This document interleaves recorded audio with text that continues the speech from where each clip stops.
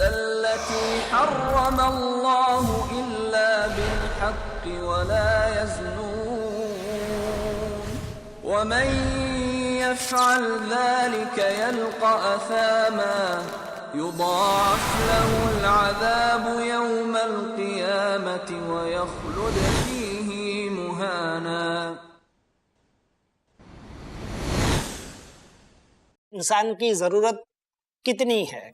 तो 4 बकेट, एक बकेट नहाने के लिए, एक बकेट कपड़े धोने के लिए, एक बकेट घर साफ करने के लिए, एक बकेट खाना पकाने के लिए।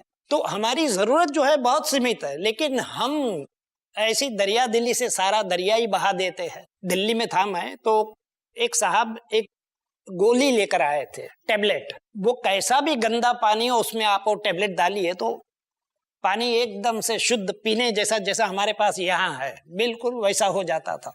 मीठे पानी और पेड़ का बिल्कुल चोली दामन जैसा रिश्ता है। जहाँ ज्यादा पेड़ होंगे वहाँ ज्यादा बारिश आती है, क्योंकि बादलों को पेड़ ही आकर्षित करते हैं। सही बुखारी की हदीस है, सही मुस्लिम में भी है, मोहम्मद सल्लल्लाहु अलैहि वसल्लम ने कहा कि थमे हुए पानी में उन्होंने मना किया कि उसमें यूरिनेट मत करो और उसमें से फिर गुस्ल नहीं करो। तो हम देखते हैं कि गुस्ल करना पड़ेगा, इस वजह से यूरिनेट मत करो। कई स्कॉलर्स जैसे इमाम नववी वगैरह ने इस चीज के ताल्लुक से बताया कि पानी में यूरिनेट करने से ही मना किया गया। अस्सलाम वालेकुम नाजरीन, मैं आपका दोस्त दानिश जावेद एक बार फिर आपका इस्तकबाल करता हूं आपके फेवरेट प्रोग्राम हालात में। आज का हमारा मौजू है वाटर सेविंग, यानी पानी की बचत। अभी साहब के पास चलते हैं। मेरा ये कहना है एक छोटी सी बात कि जो जमीन के नीचे जो पानी है वो कई वजह से गंदा हो रहा है। जैसे अभी एक सर्वोदय वालों ने एक आर्टिकल उनकी पत्रिका में एक आया था, मैगजीन में, तो फोटोग्राफ था, ऐसे पानी के ग्लास 5-6 थे, एक में ऑरेंज कलर का पानी, एक में पर्पल पानी, एक में लाल पानी, इस तरह की तस्वीरें थी। और उस पर लिखा हुआ था, ये सर्वोदय वाले यानी गांधी वालों की बात कर रहा हूँ, उस पर लिखा हुआ था कि भाई ये फला गांव का पानी, ये फला गांव का पानी, ये उस गांव का और ये इस गांव का। तो ये कैसे हुआ, ये मैं आपसे पूछ रहा हूँ। देखिए, धरती के नीचे जो चट्टाने हैं वो भी हर जगह एक सी नहीं है। हो सकता है बम्बई के एक हिस्से में 20 फीट पे एक तरह की चट्टान है और दूसरे किनारे पे दूसरे तरह की चट्टान है। आप इसको ऐसे देखिए, कई जगह खासतौर से राजस्थान में और पंजाब हरियाणा में जो कुएं खोदते हैं, कई जगह कुछ खारा पानी निकलता है, कई जगह बहुत खारा निकलता है, कई जगह बहुत मीठा निकलता है। और कई बार तो ये होता है कि 10 फीट पे ही आपने बोरिंग किया तो पानी निकल ही नहीं रहा। और इसके लिए पहले पानी को जानने वाले विशेषज्ञ होते थे, वो बहुत सी चीजों को देख के बताते थे कि धरती में भी किस जगह पानी है। हर जगह धरती में भी पानी नहीं है। ये तो मेरे ख्याल से केमिकल जो फैक्ट्रियां जो बनी है, बिल्कुल, जहाँ पानी, हाँ बहुत देर से हम केमिकल कर रहे हैं, लेकिन हमारी जरूरत है ये फैक्ट्री हमारी जरूरत है। ये फैक्ट्री ना हो तो हिंदुस्तान जहाँ का तहाँ रुक जाए। इनका कचरा जाए तो कहाँ जाए? देखिए, कचरा शोधन की भी टेक्नोलॉजी आ गई है। अब वो टेक्नोलॉजी थोड़ी खर्चीली पड़ती है, तो कई बार कुछ फैक्ट्री ओनर्स अपना मुनाफा बढ़ाने के लिए वो खर्च नहीं करना चाहते और चुपके से नदी में छोड़ देते हैं उसको। तो हमें अपने लालच को कम करना पड़ेगा। इसका इलाज क्या है पालीवाल साहब? वो इलाज वही है जो अभी सब लोगों ने यहाँ पे कहा है कि हमें अपनी सोच बदलनी पड़ेगी। यानी फैक्ट्री वाले को या आसपास रहने वाले सभी को, हम सबको। ये देखिए, पानी एक ऐसा मुद्दा है जिसको कोई एक आबिद सुरती, आर.के. पालीवाल, आप अकेला इसको हल नहीं कर सकता। ये हमारा साझा मसाइल है, इसको हमें सबको ही मिलके हल करना पड़ेगा। पानी का मसला हम सबको मिलकर हल करना पड़ेगा नाजरीन, वरना हमारी आने वाली नस्लें हम सबको बुरा कहेंगी और हम पे इल्जाम रखेंगी कि हमने उनके लिए विरसे में खराब पानी छोड़ा। आबिद भाई, आप सोल्यूशन बता रहे थे कोई, जिसे मैंने बीच में रोक दिया। सोल्यूशन हवा से पानी निकालने वाले हैं। एक तो नहीं, वो हवा है, से, हम उसे डिफाइन कीजिए जरा, मैं जानना चाहता हूँ। वो किसी बंदे ने कुछ टेक्नोलॉजी यूज की और हवा में जो पानी होता है, नमी जो होती है, तो जहाँ जहाँ जिन जिन इलाकों में नमी है, गाँवों में नमी है, वहाँ उसने गंगा बहा दी। मॉइस्चर ये कहिए। अब मॉइस्चर वो हवा में से लेकर नीचे नल लगा दिए थे, कुछ किसी तरह पाइपलाइन लगाई थी। मेरी वेबसाइट पर डिटेल में मैंने दिया है, वेबसाइट पर अगर आप जाएंगे तो उसकी वीडियो भी है। तो ये किस तरह उन्होंने किया वो टेक्निकल बातें हैं, लेकिन जो वीडियो जो है दिखा रहा है कि उस गांव में, एक गांव की वीडियो थी, लोग नाच रहे हैं, इतना पानी उनको मिल रहा है जो कभी कुछ नहीं मिलता था। अब ये सवाल जो आपका है कि वजह पानी जो गंदा हो रहा है, ये हो रहा है, मतलब पानी कम हो रहा है, हल क्या है? हाँ, हल उसका ये है कि हमारा जो एक कल्चर था हिंदुस्तान का, जिसे हम तालाब का, झील का कल्चर कहते हैं, तालाब, झील, कुओं का कल्चर, ये सारे मतलब जैसे जैसे तरक्की होती गई टेक्नोलॉजिकल, तो ये सारे मिटते गए। गांवों से झीलें खत्म हो गई, वहां झीलों पर मकानात बन गए। लेकिन आबिद भाई, झीलें तो अगेन गंदगी की जगह थी, भैंसे जाके नहा रही होती थी वहाँ। नहीं, सब वैसी नहीं थी। गला जाते वहां जा रही होती, ठहरा हुआ पानी जिसमें से सड़न उठती थी और बरसात में इकट्ठा हो जाता था, फिर सूख जाता था। ऐसी कुछ होगी, लेकिन मतलब सारी नहीं। मकसद जो था, झील का जो मकसद था, उस पर बढ़िया किताब है, झील भी आज भी खड़े है तालाब। मैं इसको थोड़ा सा आपके सवाल का जवाब प्लीज, मैं इसको इस तरह से दूंगा कि तालाब को हम समग्रता में देखना पड़ेगा। ये नहीं कि उसमें भैंसें नहा रही हैं, भैंसें किसने नहलाई? हमने। तो अगर वो गंदगी हुई, कुदरत ने तो गंदगी नहीं दी तालाब को, वो गंदगी तो हमने दी ना उसको। तालाब का तो बहुत बड़ा महत्व है हमारे भारत जैसे देश के लिए। थोड़ा सा इसको अगर हम इस नजरिए से देखें कि अगर हर गांव में कुछ बड़े तालाब हों, उनकी साफ सफाई रहे, तो आपकी दो समस्याएं, सबसे बड़ी समस्याएं हल हो जाएंगी, बाढ़ की समस्या और सूखे की समस्या। देखिए, बाढ़ क्यों आती है? बाढ़ पहले भी आती थी, लेकिन उसका असर तालाब कम करते हैं। काफी बाढ़ का, नदी का पानी उफना, तालाब ने उसको धीमा कर दिया, रोक दिया, उसके वेग को रोक दिया। तो तालाब भर गए, उस बाढ़ से तालाब भर गए, और जब बाढ़ उतर गई, इसी तालाब का पानी सूखे में काम आया, उसने सूखा नहीं पड़ने दिया। अब अगर हमारे गांव से तालाब खत्म हो गए तो हमको बाढ़ भी हर साल झेलनी पड़ेगी, सूखा भी हर साल झेलना पड़ेगा।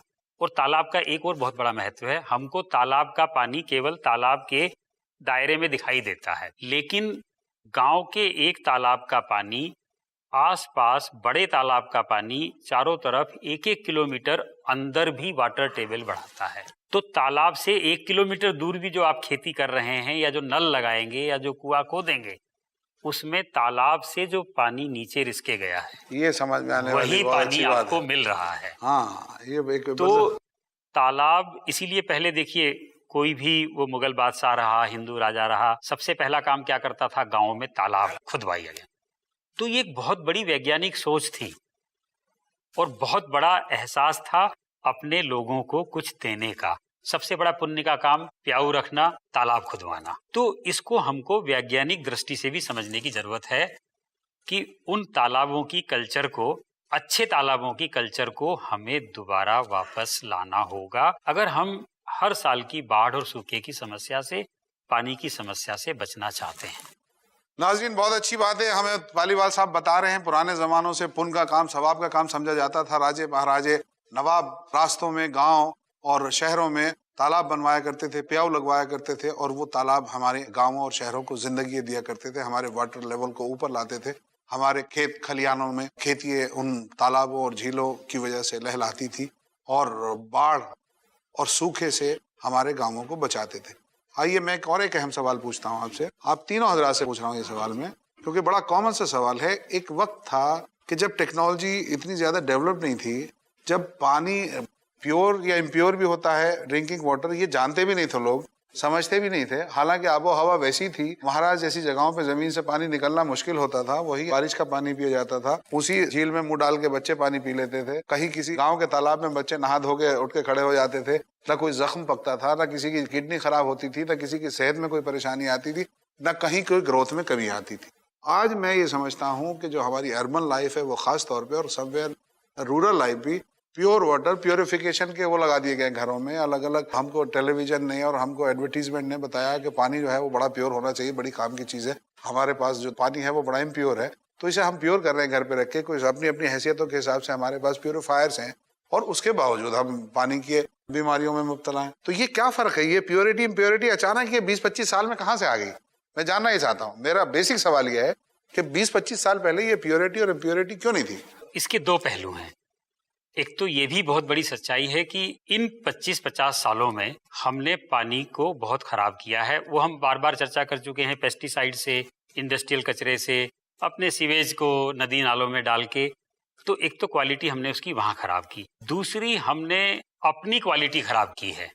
हम कंफर्ट जोन में चले गए तो हमारा जो इम्यूनिटी सिस्टम है, कुदरत ने जो हमको इम्यूनिटी दी है, जो हमको प्रकृति में रह के, खुले में रह के सेहत मिलती थी, वो अब नहीं रही है। बिल्कुल बंद करके एयर कंडीशन लगा के दिन भर रहिए, अपनी कार में भी एयर कंडीशन लगवा दीजिए, ये कहीं हमारी अंदर की इम्यूनिटी को तोड़ रही है। तो एक तो हमने बाहर का पानी खराब किया, दूसरा अपने अंदर का जो कुदरत ने हमारा एक सिस्टम दिया था, थोड़ा बहुत खराब पानी भी पी लेंगे, थोड़ी बहुत बीमारी भी हो जाएगी, बिना दवाओं के खुद ही ठीक हो जाएंगे, तुलसी के पत्ते से, काढ़े से ठीक हो जाएंगे। तो उस वजह से ये सेहत की समस्या तो इस वजह से आई है। पानी की क्वालिटी खराब की और अपने जीवन की क्वालिटी खराब की। हम प्रकृति से दूर हो गए हैं। जितने हम प्रकृति से दूर जाएंगे और अपनी बनाई हुई चीजों में घिरेंगे, कार के एसी में रहेंगे, घर के एसी में रहेंगे, बाहर निकलेंगे नहीं, सूरज के सामने नहीं जाएंगे, कहाँ से विटामिन मिलेगा? आपको लड़ने की शक्ति नहीं मिलेगी बीमारियों से। यानी आप कहना ये चाहते हैं कि पानी की प्योरिटी और इम्प्योरिटी वैसी की वैसी है, हम कमजोर हो गए हैं, हमारा इम्यून सिस्टम कमजोर हो गया है। हम जिस पानी को कल बर्दाश्त कर पाते थे, आज शायद उस पानी को हमारा सिस्टम बर्दाश्त नहीं कर पाता और ज्यादा क्लीन वाटर मांगता है और ज्यादा क्लीन आबो हवा हमसे मांगता है।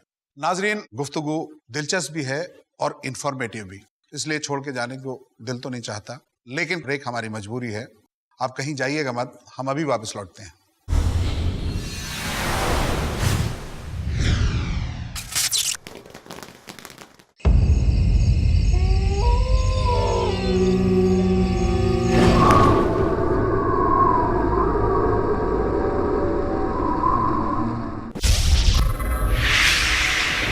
खौफ, क्या सच क्या झूठ, देखिए इन वसवसों का समाज पर असर और उसका इलाज हर जुमा रात 11:30 बजे सिर्फ i+ टीवी पर, बेहतर जिंदगी के लिए।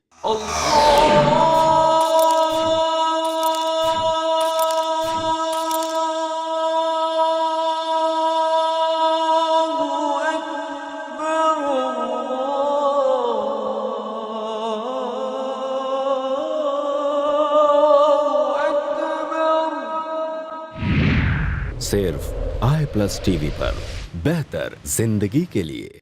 बुराइयां इतनी बढ़ती जा रही है यार, अब इन्हें कौन समझाए? हमारे लिए भी कुछ खास हो ऐसा जो फुर्सत के लम्हात को कामयाबी का जरिया बना दे। बच्चे कौम का मुस्तकबिल हैं, कैसे करें इनकी तरबियत? उम्र के इस भटकते पड़ाव में कौन कराएगा इनको दीन से रूबरू? इन सब जरूरतों को पूरा करने के लिए आ गया i+ TV, Islamic family TV channel, 24 घंटे दीन की बात। अपने DTH और केबल ऑपरेटर से आज ही संपर्क करें। Free to air.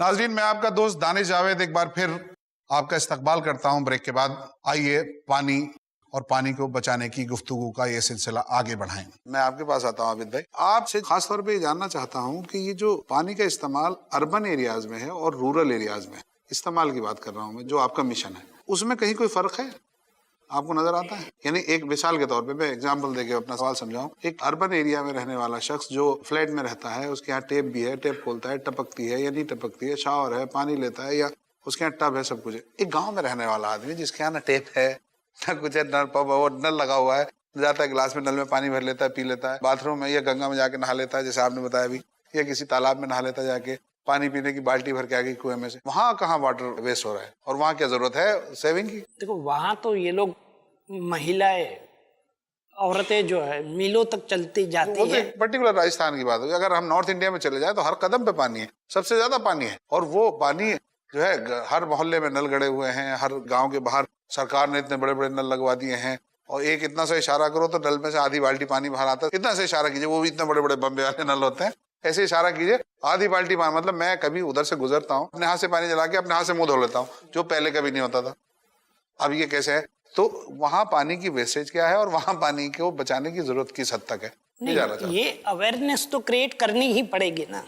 इसको अवेयरनेस अगर क्रिएट नहीं करते जैसे मैंने बताया कि भाई कश्मीर में मुझे क्यों बुलाया गया, वहाँ तो ज़रूरत नहीं थी ना, लेकिन फिर भी उन्होंने जो मिसाल दी, कुरान शरीफ का हवाला दिया और ग्लोबल प्रॉब्लम बताया, तो ये अवेयरनेस क्रिएट करना बहुत ही ज़रूरी है, चाहे पानी है या नहीं है। और ये जो आप कह रहे हैं कि अर्बन एरिया और रूरल एरिया की बात कर रहे हैं, इसलिए कह रहा हूँ कि दोनों की समस्याओं में, दोनों की दिक्कतों में फर्क होता है, तो दोनों के लाइफस्टाइल में फर्क होता है, सोल्यूशन में भी फर्क होता है। सोल्यूशन इसलिए नेचुरली बड़ी दिलचस्प बात बताता हूँ कि वो जो राजस्थान की मिसाल दे रहा था मैं कि महिलाएं जा रही है और आ रही है, मिलों का सफर, जिंदगी उनकी उसी में बीत जाती थी, तो वहाँ किसी ने नल लगवा दिए, तो सारी महिलाओं ने मोर्चा निकाला कि इसको हटाओ नलों को।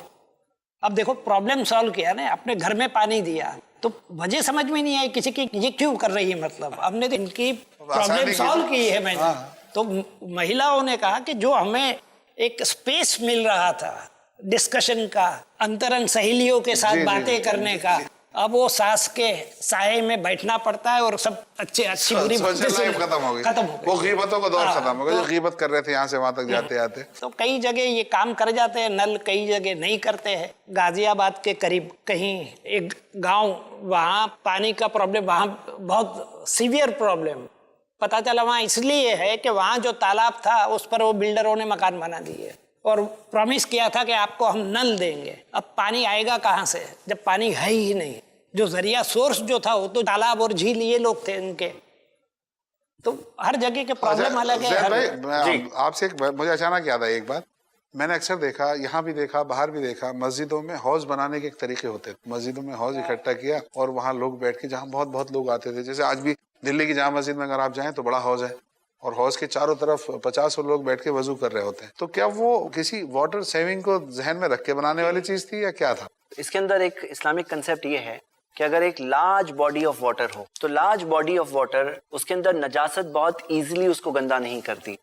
तो इसी वजह से इस तरह की लार्जर बॉडीज ऑफ वाटर को एस्टैब्लिश करना और प्रिजर्व करना, ये दोनों हम देखते हैं इस्लामिक ट्रेडिशन में। आप देखेंगे जो मुस्लिम सिटीज वगैरह जो ट्रेडिशनली एस्टैब्लिश हुई, उसके अंदर ये इस तरह के तालाब का एक पर्टिकुलर रोल था जो वुजू के लिए हौज का रोल प्ले करे, या मस्जिद के अंदर, या जो सिटी के हम देखते हैं, जैसे मिसाल के तौर पे उसको प्रिजर्व करना। अल्लाह के रसूल सल्लल्लाहु अलैहि वसल्लम की हदीस है, 2 लानत वाली चीजों से बचो, लानत वाली चीजें, और उसमें से एक है कि कोई शख्स पेशाब या पाखाना करे लोगों के रास्ते में या जहाँ पे वो जाकर बैठते हैं वो जगह पर। उसी चीज से इस्तेदलाल करते हुए हम देखते हैं ऐसे तालाब में जाकर करना वगैरह, इसको खराब करना, ये इस्लाम ने बुरा बताया है, इसको प्रिजर्व करने सिखाया है। तो जैसे कि बहुत राइटली पॉइंट किया है कि आज के ये मैड इंडस्ट्रियलाइजेशन और कमर्शियलाइजेशन के अंदर सिर्फ जहाँ पे प्रॉफिट्स मैटर होते हैं और लोग भी भूल जाते हैं इस चीज को, तो हम ये देखते हैं कि ये नेचुरल हैबिटेट जिससे कि प्रिजर्व हो रहा था, वो वहाँ का एक सिस्टम, एक इकोसिस्टम एक तरह से प्रिजर्व हो रहा था, वो चीज खराब की गई। तो हम ये देखते हैं कि यहाँ पर बहुत सारे प्रॉब्लम्स जो क्रिएट हो गए हैं, अगर अब भी लोग पहचाने नहीं तो पता नहीं आगे के लिए क्या होने वाला है। यहाँ एक इतना सिवियर मामला है कि आप इमेजिन करिए कि आसमान से बारिश आती है, वो बारिश जो जाकर ग्राउंड वाटर के वाटर टेबल को बढ़ा देती थी, लेकिन आज क्योंकि हमारी सिटीज पूरी तरह से कवर्ड है, पानी जाकर सड़क पे गिरेगा, टार पर, टार की बनी हुई सड़कें या कंक्रीट की बनी हुई सड़कों पर, सड़कों में से जाकर गटर में जाएगा, गटर में से जाकर समंदर में पहुंचा दिया जाएगा। तो यानी वो ग्राउंड वाटर लेवल तो नहीं बढ़ा रहा है ना, वो ग्राउंड वाटर लेवल हमारा जो बढ़ जाता था वो तो सी में जा रहा है, सी लेवल जी, और वो आ रहा है, वो फ्रेश पानी है, वो हमारे काम का पानी है। तो हम देखते हैं कि यहाँ पर अगर एक कम्युनिटी के तौर पर, मान लीजिए आपकी खुद की कॉलोनी है या कुछ लोग मिलकर एक इनिशिएटिव प्ले करते हैं कि भाई हम इससे वाटर को कलेक्ट करेंगे हार्वेस्टिंग के जरिए, और कुछ नहीं तो जाकर हमारे यहाँ अगर कोई लोकल कुआं है या अंदर कोई सिस्टम है उसके जरिए ग्राउंड वाटर तक पहुंचा दे, तो ये चीज करके यानी ग्राउंड वाटर का वाटर टेबल बढ़ता है और जो हमें लॉन्ग रन में बहुत ज्यादा काम आ सकता है। क्या कमाल की बात बताई है जैद भाई ने कि जो हमारा मॉडर्न सिस्टम है सड़कों का, जो हम तारकोल से या डामर जिसको कहते हैं बनाते हैं, बारिशें होती हैं, गिरती हैं, उनसे पानी बहता है, नालियों में जाता है और समंदर में चला जाता है। वाटर लेवल जमीन का बढ़ना था, समंदर का बढ़ जाता है, अच्छाई की जगह बुराई हो जाती है। नाज़रीन, इतना खूबसूरत प्रोग्राम चल रहा है, इसको बीच में छोड़ के जाना मुश्किल है, लेकिन घड़ी की सुइयां अपनी रफ्तार से हमेशा की तरह आगे बढ़ रही हैं और हमारे पास बहुत कम वक्त बचा है। सवाल आपसे वो ये कि किसानों की खुदकुशी और पानी का कोई ताल्लुक है? आज पूरे हिंदुस्तान में किसानों की खुदकुशी एक मसला है और जाहिर सी बात है किसान खुदकुशी खेती की वजह से करेगा, पानी की कमी की वजह से करेगा, तो उसका और पानी की कमी का क्या ताल्लुक? देखिए, अगर हम ये कहें कि पानी की वजह से खुदकुशी हो रही है तो ये गलत बात होगी। खुदकुशी के कई कारण हैं, उसमें पानी भी एक ये कारण है कि आजकल किसानों ने भी थोड़ा ज्यादा धन कमाने के लिए जो ट्रेडिशनल खेती होती थी, पहले गेहूं की खेती होती थी, बाजरे की खेती होती थी, चने की खेती होती थी, गन्ने तो की उसमें खेती होती है। गन्ना तो बहुत पानी लेता है, बट मैंने जो नाम लिए, चना हुआ, मटर हुआ, ये बहुत कम पानी की जरूरत होती थी।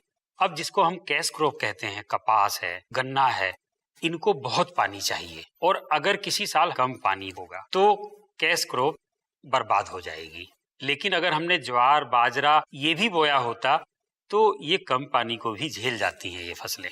बहुत अच्छी बात। तो यहाँ पानी उतना जिम्मेदार हो गया कि हमने ऐसी फसलें ज्यादा उगाना शुरू कर दिया जिसको हमेशा बहुत पानी की जरूरत है, वो ग्राउंड से आए या बरसात से आए, और अगर बरसात कम हुई है तो ग्राउंड वाटर भी कम होगा। तो उतनी जिम्मेदारी, जैसे पॉपुलर के पेड़ में देख, यूकेलिप्टस और पॉपुलर के पेड़, पुराने जमानों में शीशम के पेड़ लगते थे, और अगर लकड़ी की जरूरत के लिए भी हो तो इस तरह की चीजें होती थी, बेल के पेड़, ये सब।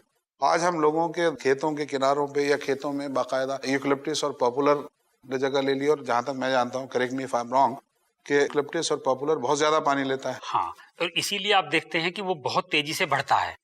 तो ये मान लीजिए कोई भी पेड़ जितना जल्दी बढ़ेगा उतना ज्यादा पानी, और बाकी भी जो तत्व जमीन से जो उनकी फर्टिलिटी बढ़ाते हैं, उर्वरा शक्ति बढ़ाते हैं, उनको उतना ज्यादा लेगा। शीशम अगर 100 साल में पक रहा है, आम अगर देसी आम जो था पहले वो 50 साल में बड़ा हो रहा है, तो वो पानी भी कम ले रहा है। तो उसी हिसाब से यहाँ भी वही हुआ कि जमीन से मनुष्य ने पानी ज्यादा निकाला, हम खेती भी ऐसी करने लगे कि उसको भी पानी ज्यादा चाहिए, तो वो डिमांड सप्लाई गड़बड़, डिमांड सप्लाई का जो इकोनॉमिक्स का डिमांड एंड सप्लाई का रूल है वो हम लोगों ने बिगाड़ना शुरू कर दिया। सर, टाइम एकदम खात्मे पे है। मैं आप तीनों मेहमानों से ये चाहूंगा कि एक एक मैसेज दे दें, छोटा छोटा सा। ऑडियंस को मैसेज दीजिए कि ये प्रॉब्लम जो है इससे कैसे निपटा जाए। मेरा तो सिंपल मैसेज होता है जी, जान कर चलो, मान कर मत चलो। क्या बात है जैद भाई। मेरा ये मैसेज है कि पानी के ताल्लुक से पानी प्रिजर्व करना, पानी के जरियों को प्रिजर्व करना, उन्हें खराब होने से बचाना, उन्हें पल्यूट होने से बचाना, ये हम सब के लिए जरूरी है और लाजिम है। कई बार ये सब चीजें प्रिजर्व करने में से एक छोटा सा एफर्ट डालना होता है, थोड़ा अपने कंफर्ट जोन से थोड़ा बाहर निकल के कुछ करना होता है। एक होता है सुस्त इंसान जो पानी को लीक होने देता है या जाय होने देता है, उसके ताल्लुक से कुछ नहीं करता, या वो देख रहा है कि पानी के सोर्सेज खराब किए जा रहे हैं और वो उसका सोल्यूशन बनने की कोई कोशिश नहीं करता, सोशल तौर पर कोई कोशिश इनिशिएट नहीं करता। लेकिन अगर एक शख्स के अंदर सिर्फ इतना एहसास आ जाए, चाहे वो कोई इंडस्ट्रियलिस्ट है जो अपनी इंडस्ट्री सेटअप कर रहा है, उसे थोड़ा और खर्चा करना पड़ेगा इस एनवायरनमेंट को, अल्लाह की दी हुई जमीन को खराब होने से रोकने के लिए। या मान लीजिए वो शख्स एक इंडिविजुअल है, एक इंफरादी तौर पे एक इंसान है, या कोई एक सोसाइटी में रहने वाला एक शख्स है, तो वो सब के सब अगर अपने कंफर्ट जोन से थोड़ा बाहर निकल के कुछ इनिशिएटिव और कुछ कोशिश करते हैं, तो ये कोशिश के जरिए बहुत सारे लोगों को फायदा हो सकता है। तो अल्लाह के रसूल मोहम्मद सल्लल्लाहु अलैहि वसल्लम की एक हदीस मैं बताऊंगा, और वो हदीस ये है कि मन रा मिनकुम मुनकरन, तुम में से कोई गलत चीज अगर होता देखे, हाथ से रोक सकते हो तो हाथ से रोको उस चीज को, चाहे वो पोल्यूशन हो रहा हो, चाहे वो कोई भी चीज है। वो इल्लम यस्तती, अगर हाथ से रोकने की ताकत नहीं है, फबी लिसानिही, तो जुबान से बुरा कहो। वो इल्लम यस्तती, और अगर वो भी कैपेसिटी नहीं है, फबी क़ल्बिही, तो दिल में कम से कम बुरा समझो। ये ईमान का सबसे कम दर्जा है। दिलों के अंदर वो एहसास आ जाए तो हमारे बाहर के प्रॉब्लम्स बहुत सारे आसानी से सॉल्व हो जाएंगे। वो एहसास हमारे दिल में आना और रियलाइज करना, यही सबसे बड़ी चीज है आज। पालीवाल साहब। 2 अनुरोध सबसे करना चाहूंगा, पानी बढ़ाओ और पानी बचाओ। पानी बढ़ाने के लिए पेड़ लगाने होंगे। हर शख्स कम से कम 1-2 पेड़ अपने आसपास जरूर लगाए, उससे पानी बढ़ेगा। पानी बचाएंगे, जितना हम पानी फैला रहे हैं या इस्तेमाल कर रहे हैं उसमें थोड़ी कमी करें, ताकि दूसरे लोगों को, जानवरों को, पक्षियों को, गरीब लोगों को भी जरूरत का पानी मिले। और दूसरा ये, नदियों को सूखने नहीं देंगे, सड़ने नहीं देंगे। पेड़ लगाएंगे तो सूखेंगी नहीं, प्रदूषण रोकेंगे तो सड़ेंगी नहीं। बस हम सबको मिलके करना है, अकेले नहीं। पत्थर के जिगर वालों गम में वो रवानी है, पत्थर के जिगर वालों गम में वो रवानी है, खुद राह बना लेगा बहता हुआ पानी है। आइए हम तहिया करें और अपने आप से वादा करें कि हम अपनी आने वाली नस्लों को एक ऐसा हिंदुस्तान सौंप कर जाएंगे जिसमें साफ पानी होगा, मीठा पानी होगा, ऐसा माहौल होगा, ऐसी आबो हवा होगी जिसमें वो खुलकर सांस ले सकेंगे। मैं आपकी तरफ से अपने मेहमानों का शुक्रिया अदा करता हूँ, पालीवाल साहब, आबिद साहब, जैद खालिद भाई, और मेहमानों की तरफ से आपका शुक्रिया अदा करता हूँ। नाजरीन, इंशाल्लाह अगले एपिसोड में आपसे फिर मुलाकात होगी। तब तक के लिए अपना ख्याल रखिएगा। अल्लाह हाफ़िज़। अल्लाह सुब्हान ताला कुरान के अंदर फरमाता है, सूरतुल अंबिया 107 नंबर की आयत, कि ए मोहम्मद सल्लल्लाहु अलैहि वसल्लम, आप सारी इंसानियत के लिए रहमत बना करके भेजे गए हैं। कि यहाँ तक कि जानवर भी वो शिकायत करते थे नबी करीम सल्लल्लाहु अलैहि वसल्लम के पास में आके के। मैंने हजरत मोहम्मद सल्लल्लाहु अलैहि वसल्लम की जीवनी पढ़ी, सीरत, तो उसके बाद मुझे ऐसा महसूस हुआ कि जैसे जैसे आपके ऊपर अत्याचार हो रहे हैं, तो उन अत्याचारों को दूर करने के लिए और जान को बचाने के लिए इस तरीके के युद्ध के आदेश अल्लाह की तरफ से आए। तो मुझे सिमिलरिटी दिखाई दी श्रीमद् भगवद गीता और कुरान मजीद में।